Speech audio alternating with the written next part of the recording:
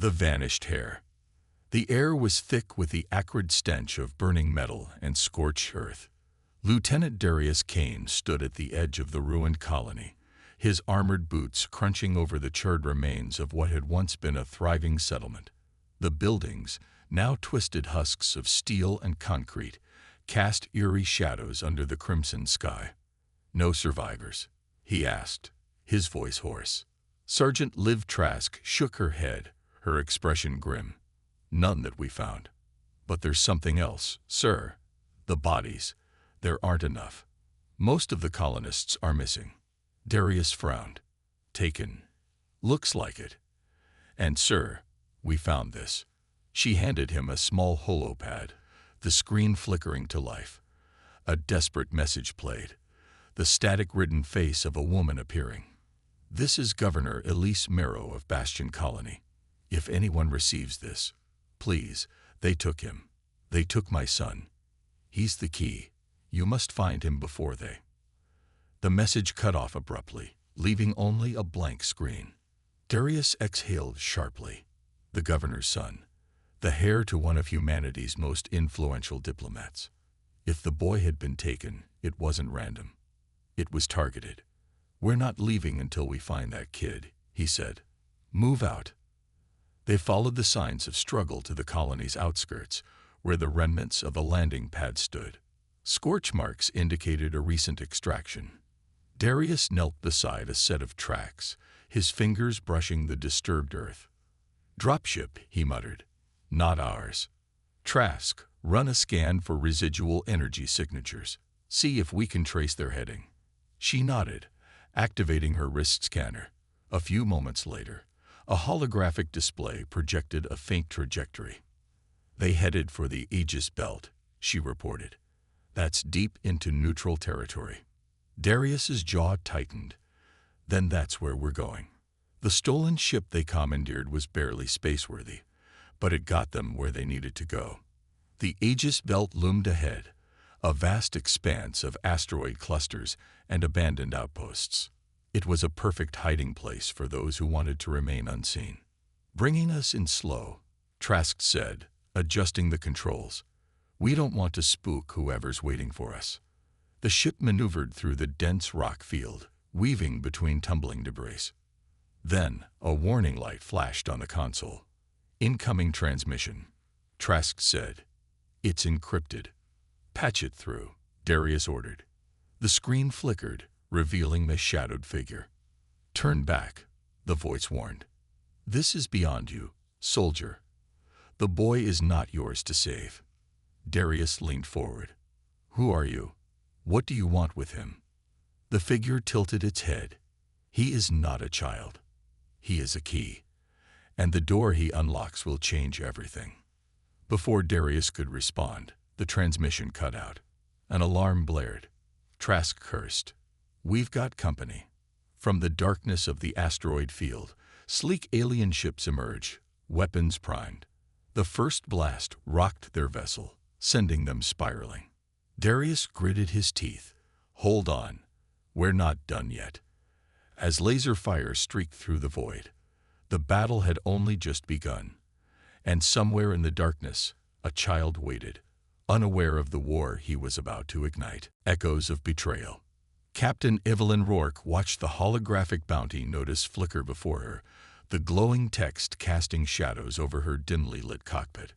She leaned back in her chair, swirling a glass of amber liquid in her hand. 100,000 credits, she murmured. "That's a hell of a price for a missing kid." Her co-pilot, an ex-mercenary named Jace Rayner, gave a low whistle. "And a hell of a risk if we go after him. Word is, whoever took him has deep pockets and deeper secrets."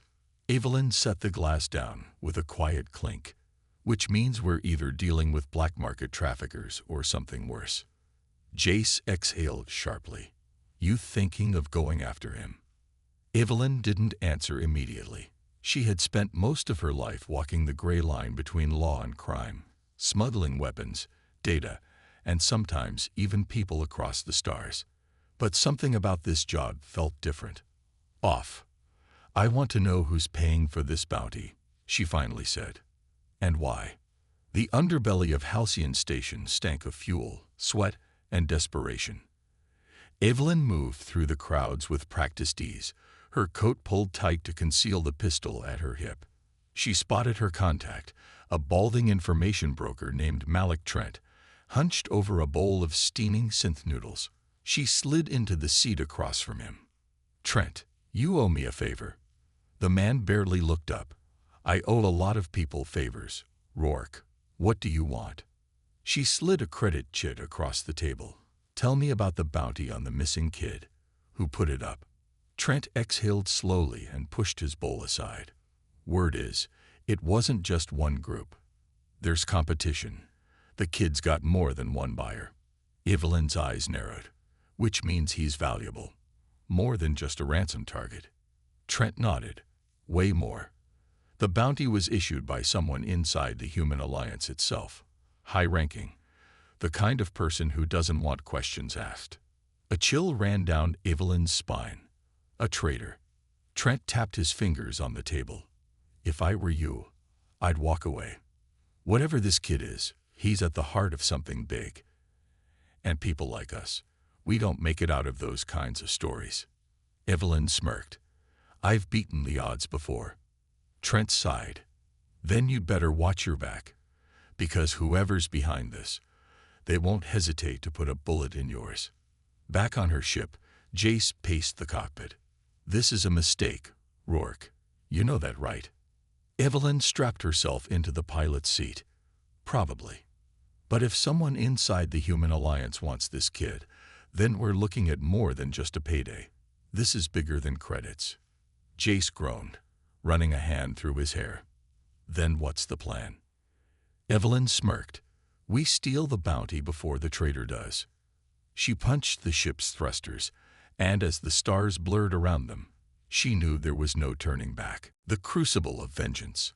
Ambassador Lenora Hale stepped onto the polished marble floor of the Galactic Senate Hall, her sharp heels clicking against the ancient stone. The air was thick with the murmurs of alien diplomats, their voices weaving a tapestry of tension and intrigue. At the far end of the chamber, the tribunal of the Galactic Order loomed, their holographic projections flickering with static interference. "Ambassador Hale," a deep, guttural voice called.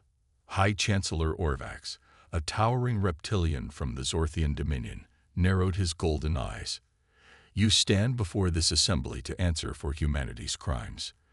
The extermination of the Exovian fleet, the destruction of the Genesis Project. Do you deny these charges?" Lenora met his gaze without flinching. "I do not deny that humanity fought for its survival. But I challenge the narrative being spun before this tribunal. It was the Exovians who sought to subjugate and rewrite entire civilizations. We merely refused to be their next victims." A wave of hushed conversations rippled through the assembly. "Convenient," sneered a delegate from the Rethari Republic, his multiple eyes blinking in unsettling synchronization. "And yet, here you are, the last voice of a crumbling species, pleading for justification." Lenora clenched her fists beneath the folds of her diplomatic robes. "I am not here to plead.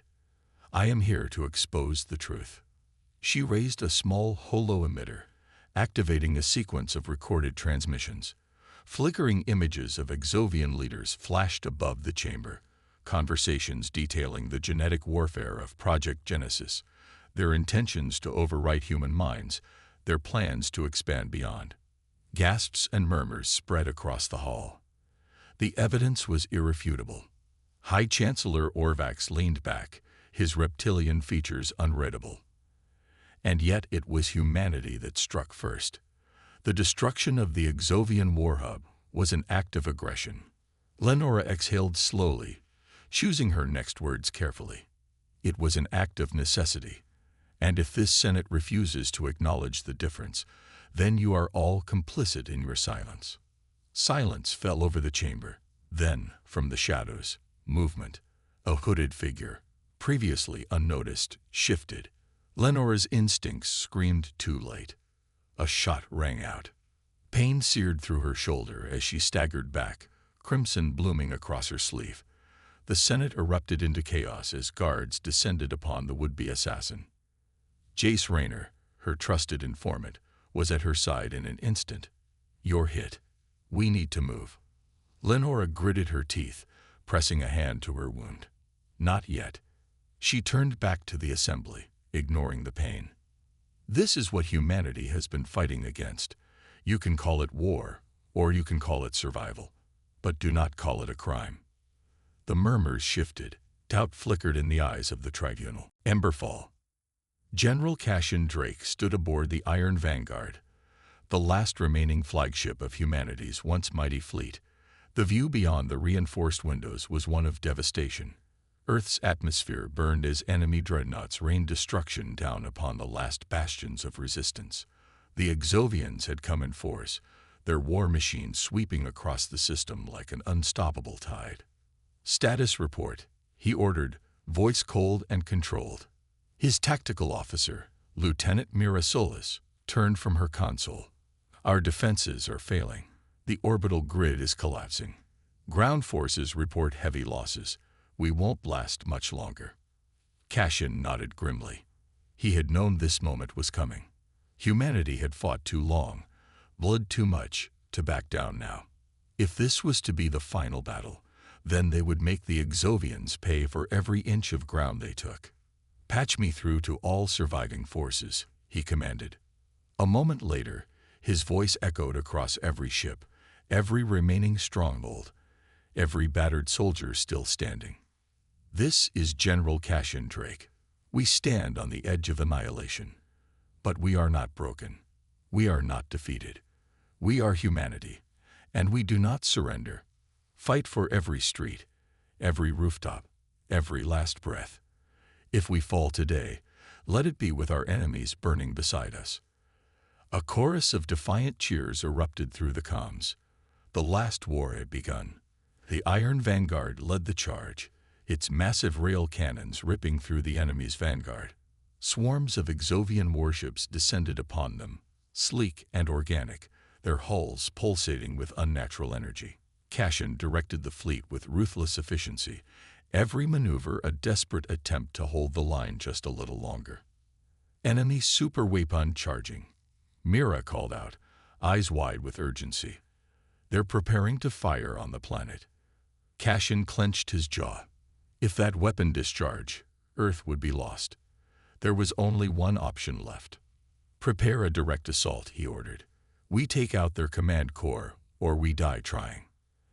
The Iron Vanguard plunged into the heart of the enemy fleet, cutting through waves of smaller ships. Explosions erupted around them as the last human dreadnoughts followed suit, hammering at the Exovian superweapon. On the surface, resistance forces pushed back with renewed fury. Civilians took up arms, fighting in the streets of burning cities. From the ruins of the Senate Hall, Ambassador Lenora Hale, injured but alive, coordinated the last stand, rallying what remained of Earth's leadership. And then, the turning point came. A pulse of energy erupted from the enemy mothership, but instead of destruction, it faltered. Systems across the Exovian fleet flickered, their ships veering out of formation. Cassian's eyes widened. "Something's interfering with their control network," Mira said. "Sir, it's—" Before she could finish, a final transmission crackled through their comms. A voice. Young, resolute, familiar. "It's over," the boy said. The lost heir. The child they had been searching for. His presence had been the key all along. Whatever the Exovians had planned for him, he had turned it against them. Cassian seized the opportunity. "All ships, full assault. End this now." Humanity's forces surged forward, striking at the heart of the fractured Exovian fleet. One by one, their ships fell. The superweapon collapsed in on itself, its energy imploding in a blinding burst of light. As the dust settled, silence filled the void. Humanity had won, but at a staggering cost. Earth was in ruins, its people battered and broken, but they were alive. And as Cassian gazed at the burning sky, he knew one thing with certainty. From the ashes, humanity would rise again.